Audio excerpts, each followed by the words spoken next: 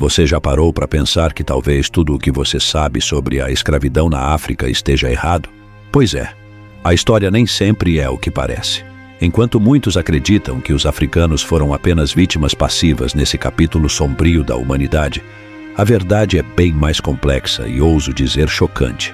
Prepare-se para uma viagem no tempo que vai sacudir suas certezas. Vamos mergulhar num mundo onde reis africanos vendiam seu próprio povo, onde impérios cresciam às custas do sofrimento alheio, e onde a linha entre opressor e oprimido nem sempre era clara. Mas calma, não é hora de apontar dedos ou distribuir culpas. O que vamos revelar aqui é uma história de poder, ganância e sobrevivência que transcende raças e continentes. Uma história que, acredite, tem muito a nos ensinar sobre o mundo de hoje. E o melhor, em poucos minutos você vai entender as engrenagens desse comércio cruel melhor do que 99% das pessoas. Vai descobrir segredos que os livros de história da escola nunca contaram e ganhar uma perspectiva que poucos têm o privilégio de conhecer. Então está pronto para ter sua mente expandida? Para ver o passado e o presente com outros olhos? Embarque nessa jornada de descobertas. Prometo que ao final você nunca mais verá a história da África e da escravidão da mesma forma. A história da humanidade é repleta de capítulos sombrios, e poucos são tão marcantes quanto a escravidão. Ao longo dos séculos, essa prática deixou cicatrizes profundas em diversas sociedades, moldando culturas e economias. Um dos episódios mais impactantes foi o comércio transatlântico de escravos que arrancou cerca de 12 milhões de africanos de sua terra natal. Imagine a dor e o sofrimento dessas pessoas, forçadas a deixar tudo para trás e enfrentar um destino incerto nas Américas. Os navios negreiros, verdadeiras prisões flutuantes, transportavam homens, mulheres e crianças em condições desumanas. Muitos não sobreviviam à travessia, seus corpos eram lançados ao mar sem cerimônia. Para quem chegava ao destino, uma vida de trabalho forçado e privações os aguardava. É difícil imaginar o impacto psicológico e emocional dessa experiência traumática. Tudo começou com os portugueses, lá pelo meio do século XV. Imagine só, navios partindo de Lisboa, cruzando o vasto oceano em busca de riquezas e pessoas. É de arrepiar pensar que seres humanos eram tratados como mercadoria. Mas olha só que ironia. A maioria dos escravos não era capturada diretamente pelos europeus. Na verdade, o grosso desse comércio desumano era feito entre os próprios africanos. Chefes tribais, reis e comerciantes locais vendiam prisioneiros de guerra, criminosos e até membros de tribos rivais para os europeus. É como se fosse um grande e terrível negócio, onde vidas humanas eram a moeda de troca. Dá para imaginar o desespero de alguém sendo vendido pelo próprio povo? Agora, não pense que isso era simples ganância. A coisa é bem mais complicada. Muitos líderes africanos viam nesse comércio uma forma de ganhar vantagens políticas e econômicas. Era uma jogada estratégica num tabuleiro mortal. Com as armas e bens obtidos dos europeus, eles fortaleciam seu poder local. É aquela velha história: dividir para conquistar. Só que nesse caso, o preço era pago com o sangue e o suor de milhões de inocentes. E sabe o que é mais louco? Esse sistema criou uma espécie de ciclo vicioso.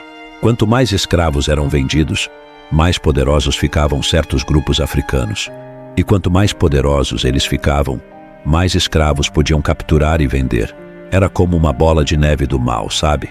Rolando morro abaixo e crescendo cada vez mais. Grandes impérios como Mali e Songhai já praticavam a escravidão muito antes da chegada dos europeus.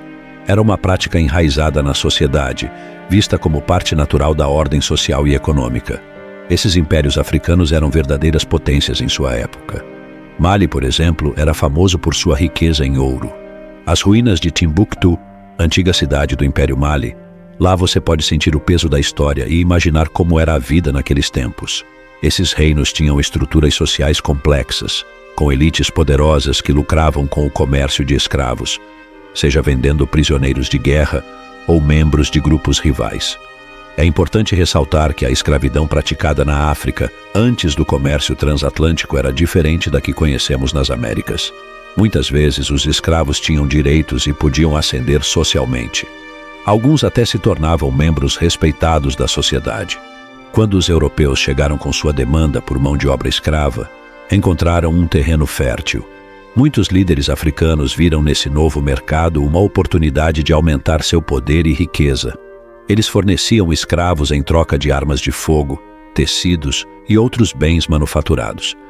Esse comércio alterou profundamente as relações entre os povos africanos, intensificando conflitos e mudando estruturas sociais. Essa participação africana no comércio de escravos é um tema delicado e muitas vezes evitado. No entanto, é fundamental para uma compreensão completa da história.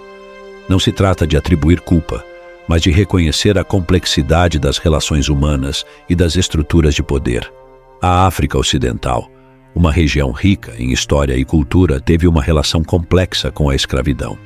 Embora inicialmente afastada do comércio de escravos em larga escala, essa área acabou sendo profundamente afetada por essa prática. Imagine só, comunidades que viviam em relativa paz viram suas vidas transformadas pela crescente demanda por mão de obra escrava. É como se um tsunami econômico e social tivesse atingido a região, alterando para sempre seu curso. Nas casas africanas era comum ter uma ou duas pessoas que trabalhavam e moravam com a família, mas não eram livres. Elas eram chamadas de escravos domésticos. Geralmente essas pessoas eram tratadas quase como parte da família, mesmo não tendo liberdade. Mas quando o comércio de escravos ficou maior, as coisas mudaram bastante. Algumas famílias que antes tinham apenas um ou dois escravos passaram a ter muitos. Isso fez com que a relação entre as pessoas mudasse. Quando eram poucos escravos, as famílias os conheciam bem, sabiam seus nomes e histórias. Mas quando o número aumentou muito, ficou difícil manter esse tipo de relação próxima. As pessoas começaram a ver os escravos mais como uma forma de trabalho e de ganhar dinheiro do que como indivíduos. Essa mudança afetou toda a sociedade. O jeito como as pessoas se relacionavam umas com as outras e como o poder era dividido entre elas se transformou. Foi como se as regras de convivência tivessem mudado de repente, e todos precisaram se adaptar a essa nova situação. Essa transformação foi muito importante e teve efeitos que duraram por muito tempo, influenciando a forma como as sociedades africanas se organizavam.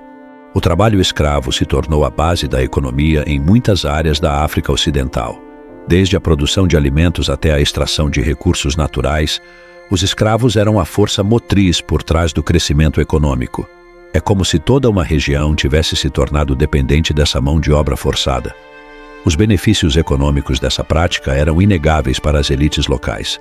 Chefes tribais, comerciantes e até mesmo famílias comuns viram sua riqueza aumentar significativamente. Mas a que custo? O preço foi pago em vidas humanas, em famílias separadas, em culturas destruídas. É um lembrete sombrio de como o lucro pode cegar as pessoas para o sofrimento alheio. Essa página da história da África Ocidental nos faz questionar as complexidades da natureza humana. Como sociedades inteiras podem normalizar práticas tão cruéis? É fácil julgar à distância, mas e se estivéssemos lá, naquele contexto? Que escolhas faríamos? Essas perguntas nos levam a refletir sobre nossas próprias ações e valores hoje. Mas nem tudo era preto no branco, sem trocadilho.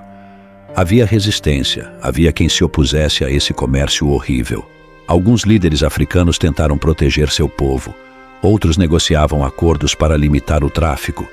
É importante lembrar que a África não era um bloco monolítico, mas um continente diverso com milhares de culturas e perspectivas diferentes.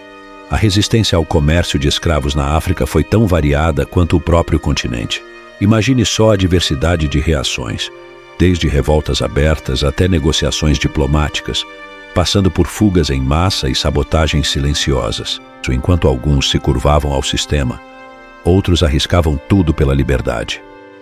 O Reino do Benin, localizado na África Ocidental, fez algo notável na história. Numa época em que o comércio de escravos era comum, eles tomaram uma decisão corajosa: parar de participar desse negócio. Imagine um grupo de amigos fazendo algo errado, e de repente um deles decide parar e diz: há outros que não está certo. Foi mais ou menos assim que o Benin agiu. Essa decisão não afetou apenas a economia do reino, mas também mudou a forma como as pessoas pensavam sobre a escravidão. Essa mudança não aconteceu do nada. Dentro do próprio Benin, algumas pessoas começaram a perceber que o comércio de escravos causava muito sofrimento. Elas se perguntavam se valia a pena ganhar dinheiro dessa forma. Ao mesmo tempo, em outros países, especialmente na Inglaterra, muitas pessoas estavam lutando para acabar com a escravidão. Era como se o mundo estivesse dando sinais ao Benin de que era hora de mudar. Quando o Benin parou de participar do comércio de escravos, teve que encontrar outras maneiras de ganhar dinheiro. Começaram a vender diferentes produtos e a criar novas formas de trabalho. Mas o mais importante foi como essa decisão afetou o pensamento das pessoas. Muitos começaram a repensar o que era certo ou errado. Foi como se o Benin tivesse dado um exemplo para outros países da África e até para os grandes países da Europa. Por outro lado, temos o reino do Daomé, que realmente gostava do comércio de escravos. Esse reino fez muito dinheiro com isso, tornando a escravidão uma parte muito importante de sua economia e sociedade. É como se tivessem construído um império em cima do sofrimento das pessoas. Pense nas contradições, uma cultura rica e sofisticada, com arte e tradições antigas, mas ao mesmo tempo profundamente envolvida num comércio tão desumano. O reino do Daomé ganhou tanto dinheiro vendendo pessoas que a escravidão se tornou uma parte central de sua sociedade. Eles não pararam com isso até o final do século XIX. Imagina só, enquanto o mundo começava a dizer que a escravidão era errada, eles continuavam com essa prática como se fosse a coisa mais importante para manter sua identidade e poder.